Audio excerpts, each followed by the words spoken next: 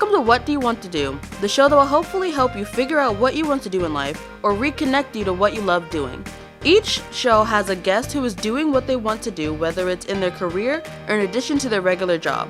Most importantly, we want to help you realize that no matter your age, you too can do what you want to do if you have the will to do it. Now here's your host, Leonard Caplan. Welcome to What Do You Want to Do? And this week is my special guest. They're all special guests, though. Classical guitarist, musician extraordinaire, Aaron Larget-Caplan.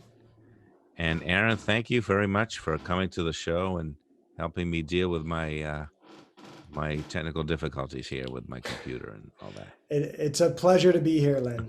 It's always nice to talk with you. It's been many years since we did one of these, so thank you. Many years. And your house brings back nostalgia when you used to have those house concerts. Were very fun. Yeah, that was Greater Boston House Concerts. Amazingly, it only went on for about 5 years, and I think we did 25 concerts, 24 concerts. Right. That was amazing. The amount of work was amazing, but it was a lot of fun, and I look back at that with wonderful memories. Yeah. It was good. So the reason I have you on the show is because you have another unusual career like my other guests. You don't do a typical 9 to 5. You're a guitar teacher, but you're a classical guitar teacher, and playing classical guitar just takes an incredible amount of skill. I know because I don't play classical guitar. I have enough trouble with popular music and pop songs and just getting my chords right. So I want to go back a little bit, as I say to all my guests, because we like to start at the beginning. I met you a few years ago on El Show de Fernandito show, the Fernando show, and I did an interview with you then. I did a number of interviews with you then, mostly about upcoming concerts, I think, and releases. But we never really went back in time to your beginnings. So let's go do that now. Well, I was born in Oklahoma. My parents were living there, and then a couple months later, they moved to Denver, Colorado, where my mother's from. And I grew up in Denver, Colorado, kind of just normal kid, skied when we could, occasional, kind of day hikes, always looked at the mountains, just beautiful. And when I was probably 5 or 6, my dad, who was a pediatrician, had a patient who was a guitar teacher, and he wanted to take guitar lessons. And so I had to go with him because of scheduling. And so I'd sit and watch the lesson. And then after a few, I got the first or last 15 minutes of the lesson. And I had a little red, Fender copy for a little kid. And I think I learned notes on the first couple strings. And how old were you? Songs. 5 or 6. I mean, and the music store was only open. It was at a music store, for those of you from Denver, South Glen Mall. I remember it very well. They had guitars, lines of guitars on the wall, and you'd walk upstairs and have a little lesson. And I can smell the space. Just beautiful. And I liked shiny guitars. And so I had a couple, I think I probably had 3 months worth of lessons before the store closed. It was not a heavy, rigor studies. But then, and my dad, he was too busy to really play. And then, but once you play guitar, you're a guitarist. I don't care if you know 3 chords and you haven't played them since you were 16. You play guitar, it's in your blood. It goes into you. The instrument vibrates against your chest. Your hands get calloused or you feel it. It's just, you're a guitarist. So a few years later, I played clarinet in elementary school. And I wanted to play saxophone, but my dad, the same one, told me they were out of saxophones because he wanted me to play clarinet. And so I played clarinet, was okay at it. You learned to read music a little bit. And then when I was 11, my stepbrother and I decided we were going to have a band. And so he wanted to learn drums, and I wanted to learn guitar. And I went to a different music store and picked out a little black Ibanez because it had a whammy bar on it, which was still one of the things that's the greatest thing ever invented on an electric guitar is the whammy bar. And then started lessons, and I was playing, Motley Crue, Guns N' Roses, started getting into Led Zeppelin and Jimi Hendrix. And I was reading a very little bit of music, but a lot of tabs, and I'd play along with tapes. For those of you in the audience who don't know what tapes are, they're called cassette tapes. They predate CDs. And then when I was 16, the band never really worked. My stepbrother didn't like to practice, and I loved practicing. And so I would learn tunes, and I quickly learned that I would get bored playing rhythm guitar. I just, I would learn Crazy Train, Ozzy Osbourne song. It was a great riff, and I learned the solos. I learned all of the little in betweens, and sadly, like during the lyrics, I'd just space out. I'd be like, how many times have I done this? And if we didn't have a singer at the time, so I'd be like, I'm not playing this 14 times or 8 times, same chord. I just got bored. So when I was 16, or right before my 16th birthday, I was in Spanish class, and the teacher put on a video, Gems of Spain or something like this. And it had Alicia de la Rocha, amazing singer, and Andres Segovia. And they were, of course, it's about the time that Segovia passed away, actually. And I watched this video, and Segovia played this tune that I think you could hear it. Oh, yeah.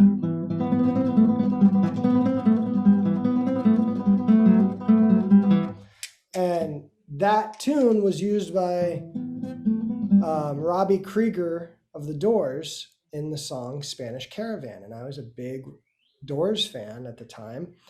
And I was like, wow, I want to learn that. That's the real thing. And so I went home and I stuck my pick between my pinky and my third finger and started kind of figuring out how to do this. Quickly learned I didn't know a darn thing. And I started saving up for kind of a classical hybrid guitar, just nylon strings, a thicker neck to allow the finger pricking, but it had an acoustic guitar body, and it cost me $300. Worked all summer for it and started playing on that. Found a teacher who had played classical guitar, Robert Scott Jr., and that's, as they say, that was it. I mean, as soon as I started playing classical, I hated bar chords. I didn't know how to read music. First piece Robert Scott stuck in front of me was like a little Bach piece, and I was like completely out of my zone. I had played D by Randy Rhoads, which is a little classical song that Ozzy Osbourne put on an album called Tribute to Randy, because Randy Rhoads was traveling, and he wanted to get back into classical playing. He really enjoyed it before he passed away. He died in a tragic plane accident. And I started reading about classical music. I would spend any money I had on CDs. I think I read every set of liner notes that ever came into my hands, and I started trying to go to concerts. And that's it. I've just never stopped. Question now, 99.9% of young people ignore classical. What do you think it was about you that gravitated toward it after having been a fan of the Doors and Led Zeppelin and all that? How did that happen? It's a good question. I don't think they actually ignore it. I just don't even think they know it exists. Especially that's now. Part of it. For me, I know the Spanish scales, the Phrygian scale, the music has always been very exciting to me. I've always loved, My mom listened to classical music here and there. PBS, would be on, and she loved Broadway stuff. And so I would hear, excerpts of Carmen here and there. Now that I know they're excerpts of Carmen. You were exposed early. A little bit, yeah. I mean, my school went on field trips. That's the first time I recall seeing an orchestra was a school field trip. And I remember they had like a 10-year-old or 12-year-old girl came out and played a movement of a piano concerto with the orchestra. And I was just like, I want to do that. And guitar, I meet a lot of electric guitarists, metal, as well as rock. There's an element of what is this classical thing? And I remember the Eagles did their Hotel California Unplugged on MTV. And they did, all of these motions. And I was like, wow, nylon string guitar, and it sounds good. I thought nylon string guitar was only for folk music. And, I just was kind of blown away. And I remember seeing flamenco or even just stories about it. And I just loved the sound. And then once I started playing it, I went from carrying a lot of gear, pedal boards, amplifiers, chords, different guitars for different tunings, different sounds, to I have one guitar, and all of the sounds that I make out of it, all of the variation, is purely in my fingers, head, and heart, and in my imagination. So it's up to me what I want to do. What's amazing to me is what you just demonstrated on the guitar sounded to me like two people playing, because you're so dexterous with both hands. And it does take practice. Of course. I would love to say, and sometimes I joke with people, I prayed a lot and one day I woke up and I could play like this. That's not how it works. And anyone who actually says that's how it works, they're just pulling your chain. It is work. But it's one of the few things, there are no shortcuts. I mean, It's not like you can just buy a stock and, hope it goes up. And, it doesn't work that way. It is one of the few things in life I feel that there's a lot of luck involved, but it is dependent on the effort and the focus that I put into it. You tour all over the world in many different countries, many different states of the United States. What's the longest period of time since you've become a professional and a world-renowned musician that you have not played the guitar? Oh, just not picked it up? Right. Oh, and what happens when that happens? When I was 18, my freshman year of college, I was at BU for a year. I remember I played a guitar that had a really thick neck, and I had never played a guitar like that. And I was thinking of buying it, and I overdid it, and I didn't play for a week. Beyond that, I would say 3 days is probably the longest I've gone. And that's, we had a fire at our house. That's how I met you. Yes, that's right. I was on your show. That's right. After our house burnt down for a benefit concert. And which was, you're always in my heart after that. And I still played guitar. My guitar was rescued by the firemen at that day. It was carried out. It stank, just stank. And I usually would open the case the night before to get mentally prepared for the next morning of waking up and practicing, because I'd get home late. And that night, I remember the night before the fire, I set the guitar down and I said, I'll open the case tomorrow. And if I had opened the case, the guitar would have died. And all my other instruments, I had 6 instruments at the time. They all died.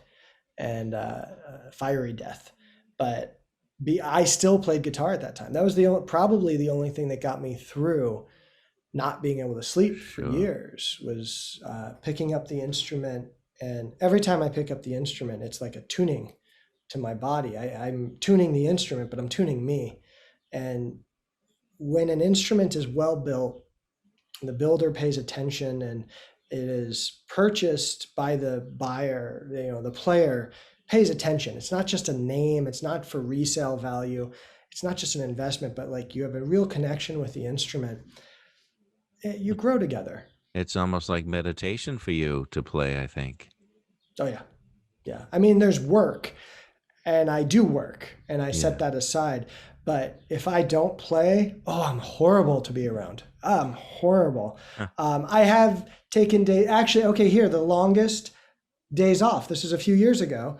My instrument is a French builder by the name of Olivier Fanton-Dandon, and he's in central France. And I had a request. I wanted him to do a little kind of adjustment to the guitar, and he was going to repolish it. And I had a concert, and so in France, a couple of concerts, and at the last minute, one of the concerts fell through. And I called up Olivier. I said, "Look, I don't have these concerts. Can you do these adjustments?" And he said, "Sure." And I dropped off. He said, "It'll be 24 hours." It was 3 days. So that 3 days was the first. That's the longest I have gone. And he did give me another guitar to play, but didn't feel very good. And I think I played 15 minutes, but Right. it was the first time I traveled with my wife without a guitar. It was weird to walk around. I'd always be like, because I wear it as a backpack, and I'm like, wait, did I forget my guitar? Truly a part of you. That's really fascinating.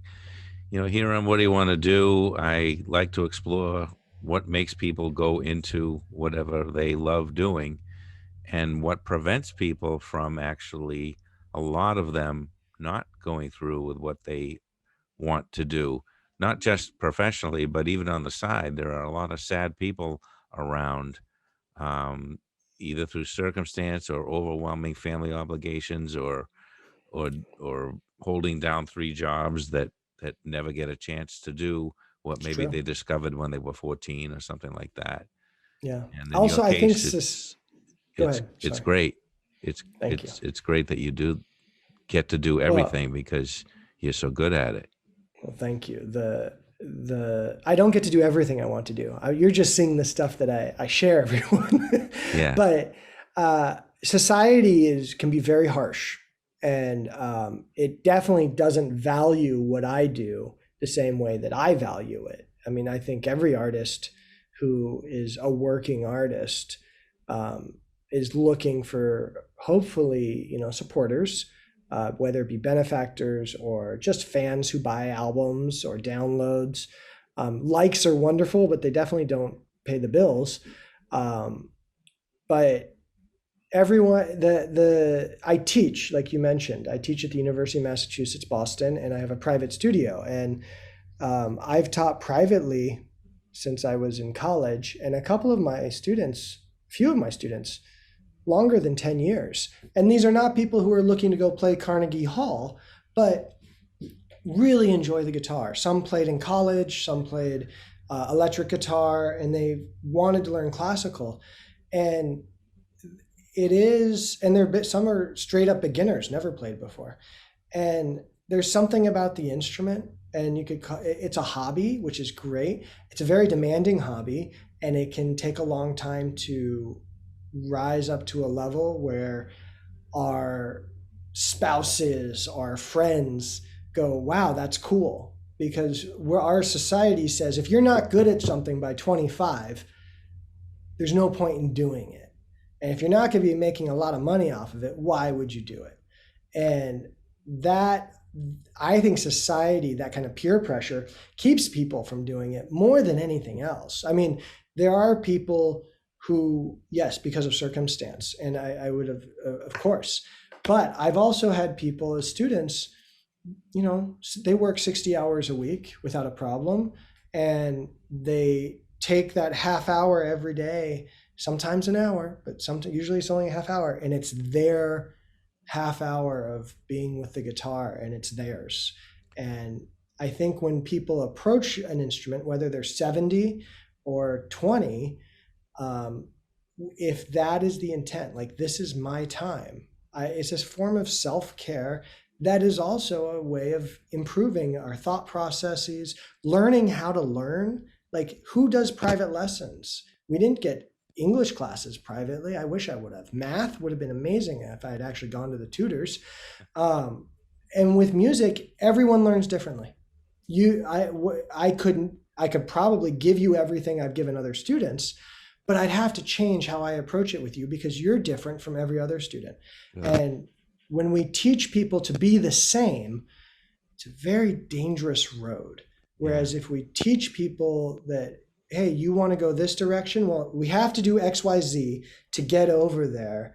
And then you'll get there. And then you learn how to think and learn how to process, and you become, hopefully, if you have decent character, an upstanding citizen who can apply these thought processes to other forms of work or life. The guitar is a very physical instrument, and I would say in a lot of cases, depending on what is being attempted and the kind of guitar that somebody has, it can be painful as well. Isn't that correct? Yeah, I mean, there's a couple times I remember end of shows, I would do a big rasgueado, the Spanish strumming, and I'd throw my hand up, and I remember I hit my forehead with my thumb and almost cut myself. I was like, "Oh, that hurt." The musician I was playing with was laughing very hard. It was a big ole. It should never hurt. Learning something, there's difference between something that's new and something that's difficult. And we forget this. There's difference between good pain, bad pain. If you have a decent instrument, and if it's not an instrument that's been in your uncle's closet for 30 years and warped and disgusting strings, if it's a decent instrument, you should be able to learn how to play the instrument, and there'll be new muscles being used. It's like going rollerblading for the first time. You're using muscles you don't ever use. They're going to be sore the next day. But if it's done in a decent process, timed, you're not just doing 5 hours straight, you'll be fine. But having a teacher helps, because a teacher can say, hey, this is great, but you know what? You're hunching over to your left side, or you're leaning back in a weird way, or you need to change how you hold the instrument. A teacher who's aware of that is wonderful. Not all teachers are aware of that. And if you find an honest teacher who says, look, I don't deal with shoulder problems, that's great. Then at least they're honest with you, and you're not going to get hurt. But they're just like sports. This is a repetitive syndrome. You have a repetitive action. You're sitting in an awkward position. There are injuries, and you have to take care of the first instrument, which is the body. And that's every day. It's the most important thing I do, is take care of my body. I'm friends. Well, you met him, my friend Chris Pantazellos, and I had him on the show. He's a luthier. Yeah. And about a year after I met him, I told him I played the guitar. Well, I can't even say, talking to you, I feel embarrassed saying I play the guitar because I just fool around, and I do write songs. Leonard, you write songs, you sing and you play. Yeah. I do not sing. I can do Wild Thing and Bobby McGee. No, a Wild Thing and Mercedes Benz, songs that I don't have to play and sing at the same time. You have skills. They're different than mine. Okay?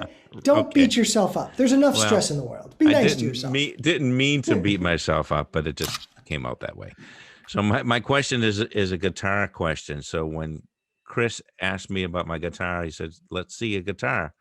So I brought my guitar to the shop that he worked at the time, where he repaired guitars, and I showed him the guitar, and it is a lefty guitar. Mm-hmm. And he said to me, wow, if I met you earlier before you learned to play, I would have had you playing a righty guitar. Was that correct advice? Was he correct in his assessment that anybody can play, even if you're a lefty? I should have played. Oh yeah, you can definitely play a righty guitar. Whether you need to is, think of an orchestra. All the violinists and violists play the same manner. The violin is on their left shoulder and their right hand holds the bow. Well, that makes sense, because if you're playing with other people and you're sitting there and you have one person going the other way, they're going to hit each other. So, I never thought of that. Lots of left-handed people play righty guitars. Must you? you have more options because more guitars are built for right-handed people. If you're looking for a left-handed guitar with a shorter neck length, a certain thing, you're probably going to have to custom order it. Whereas if you're a righty, you can go, oh, there's a lot more options. Is it required? No. Is it happen all the time? There are left-handed guitarists who play out there, and it's fine. You can do what you want. I am of the school that you have to do what you want to do and ask advice and then make your decision. If you were playing, Paul McCartney, was he wrong for playing lefty? I think he made it work for him. Yes, he did. Yeah. So, but when I do have parents who are like, hey, my kid's a lefty, what do I do? I actually say you should play on a righty guitar, in part because the lefties that I know, they do things. It's almost easier to learn the left hand because they're left hand dominant. I have to work on their right hand, but the right hand, I pluck each string with fingers. There's the strumming, the Raschiato strumming. There's the different techniques, but if they're halfway focused, they can get really good. And there's a certain type of learning curve. It's kind of cool to have a lefty on a righty, but again, interesting. It's not a detail that I think should stop anyone from playing guitar. It's a funny thing how I got my first guitar in 1976, and it was a classical guitar, a very cheap classical guitar, because somebody told me that the nylon strings would be easier on my fingers. But the sound that I wanted was that Paul McCartney kind of a thing, like on Blackbird or whatever. Yeah. And eventually I bought a steel string guitar, and I guess I don't practice enough because I never got over the irritation of my fingers and the hardness of holding the chord down with the steel strings. Yeah. And that could be the guitar. It could be the strings. It could be that you just haven't learned quite how to hold a chord in different manners to kind of build up strength. All of my students, they know them well. I have many stretches and strength building stretches for the arms, hands, shoulders. And but it needs that commitment. It's not a half hour here and there. It needs to be every day. And it's just like a language. You just can't get there another way. I did have lessons when I was that young. I was like 20 years old, 21, and I remember they were teaching me to hold my thumb in back of the neck, and the thumb shouldn't be seen above the neck. And I noticed that classical musicians play that way and pop musicians don't. Is that true or no?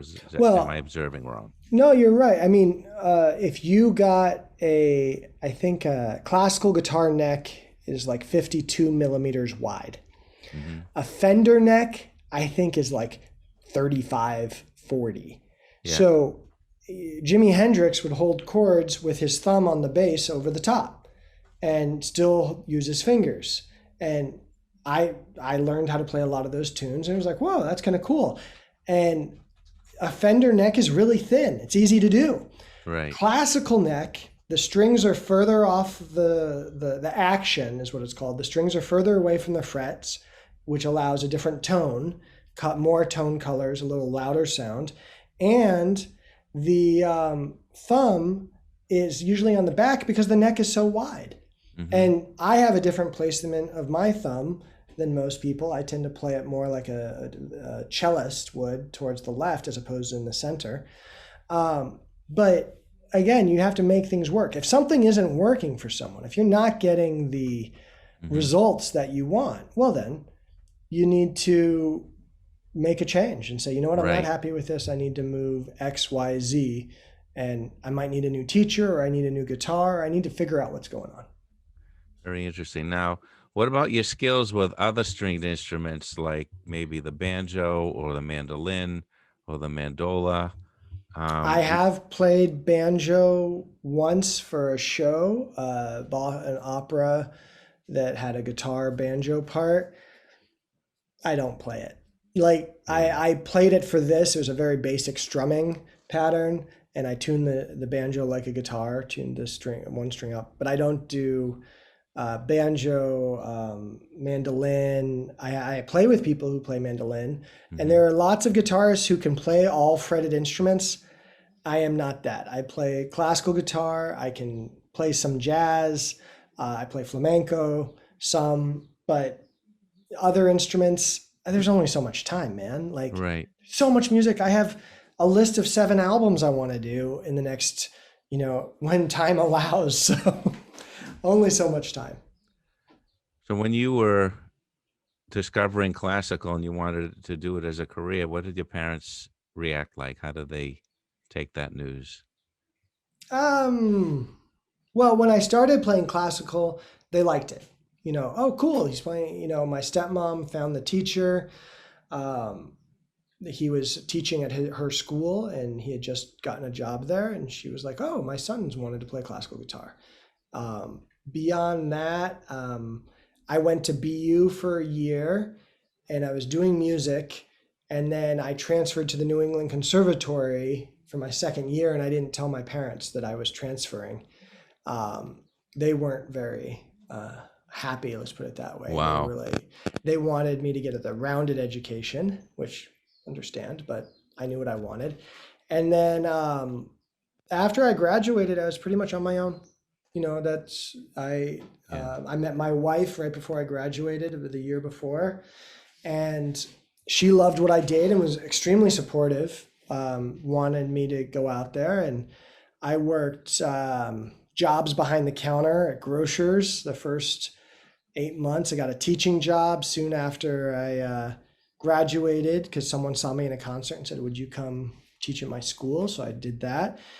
And after 8 months of working at the grocer, I said, I hate this job so much. I will do anything to play music. And I took on more students. I was playing weddings, corporate events. And I was studying. I had found another teacher, a Russian teacher in Dorchester. So basically, I was on my own. My parents, they became more supportive when I got hired by Boston Conservatory to teach. Sure. They were very like, oh, okay, you made it.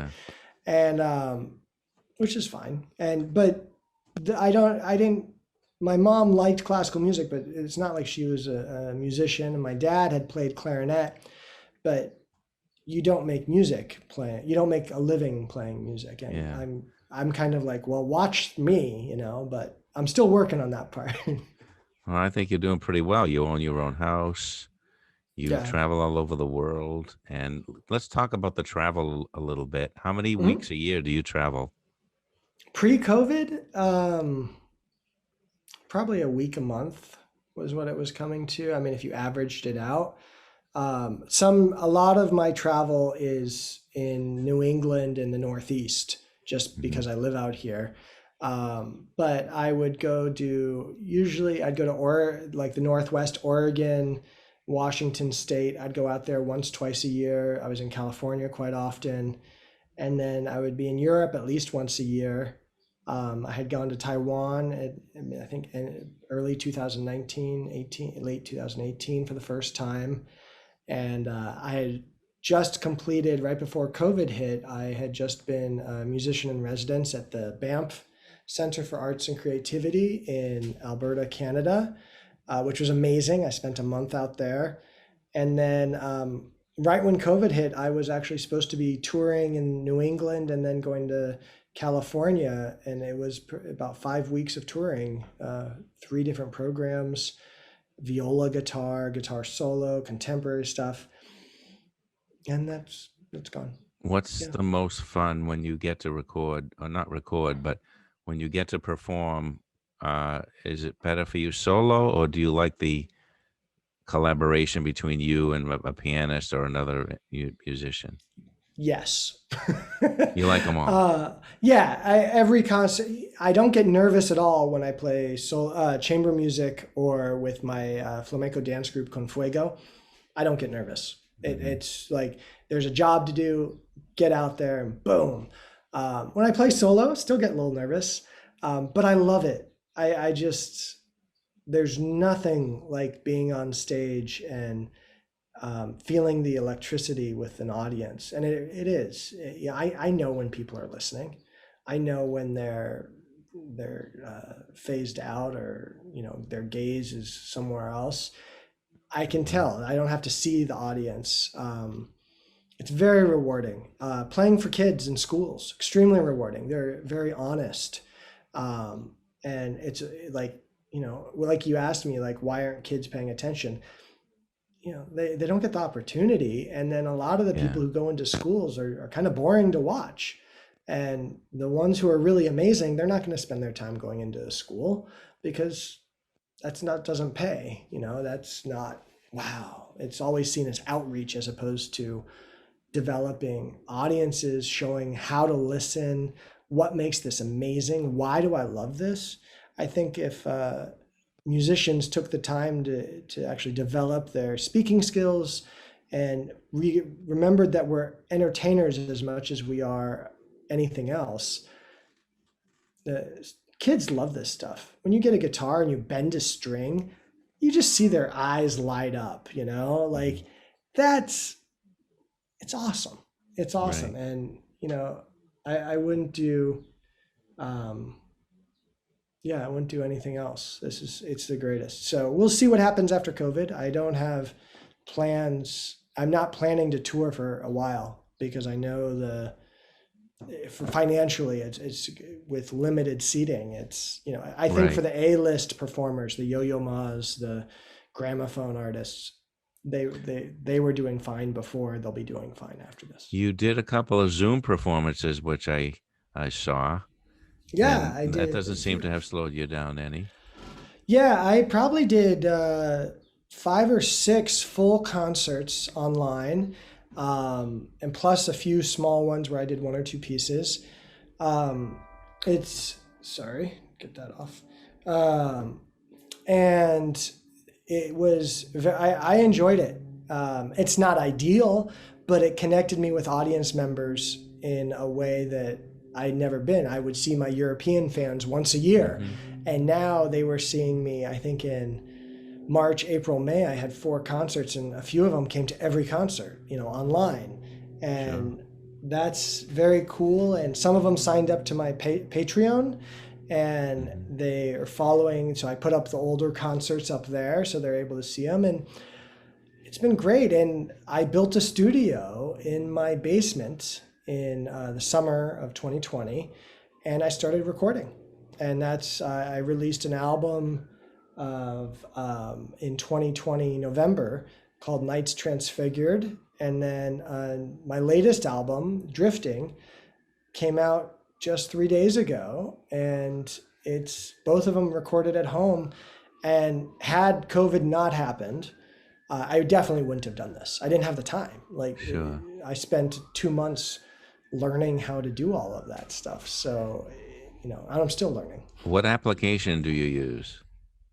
I use Logic on my Mac, and I built I have an audio interface, a mixer, built an aggregate device so I could have multiple microphones. I had a couple mics, talked to engineers, the wonderful Steve Hunt, who engineered my last 2 albums, and he gave me some guidance, and then I spent a lot of time on Google, and I got a couple of decent microphones, nothing extraordinary, just a few $100 mics. If you play an instrument well, you should be able to mic it pretty decently. It's not Abbey Road Studio, but I don't make that claim.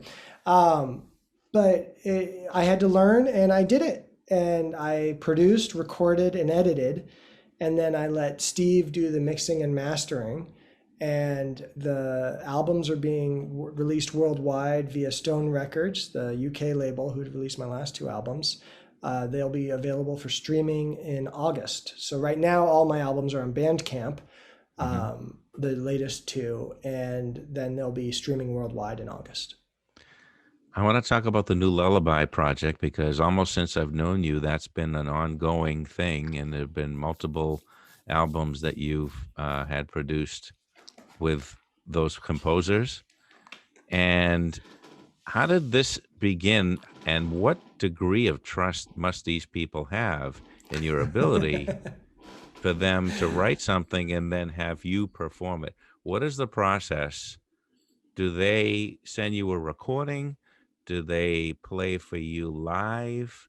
And Oh, how does that all happen? good questions. Wonderful questions. So the New Lullaby project began in 2006. I had the idea, and I had recorded a beautiful Cuban lullaby, Afro-Cuban lullaby, on my first album, Tracing a Wheel on Water. And I noticed when I would play that in concert and when people would get back to me about my recording, they'd always talk about this lullaby. And my wife, being smarter than I, said I should do an album of lullabies. But I hated that idea because to me, music is not something you just relax to. It's not tracks to relax. That is like the worst way to turn, it's the best way to turn people off is to say, here, come and relax to this music. No. Go play new age music, do something else. Well, you think of Muzak, I guess. Yeah. And I'm like, I don't need something like that to sit through traffic. It puts me to sleep.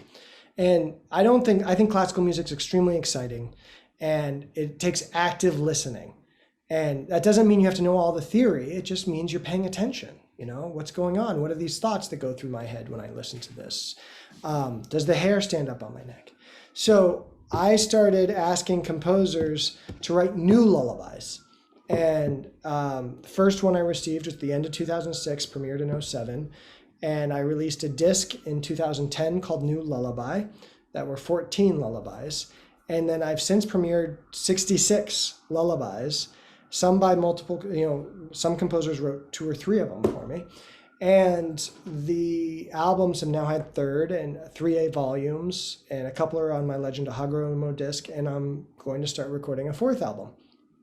Dedicated to it. And there's anthologies of scores now available through the American Composers Alliance, also on Bandcamp, by the way. And so the composers, I think I calculated 86%, 84% have never written for guitar. Not solo guitarists, put it that way. I think it's 70 had never, who had not written for guitar ever. But a high number. So the goal of this was to bridge the intimidation gap because writing for guitar isn't taught in schools and audience members tend to be afraid of contemporary music.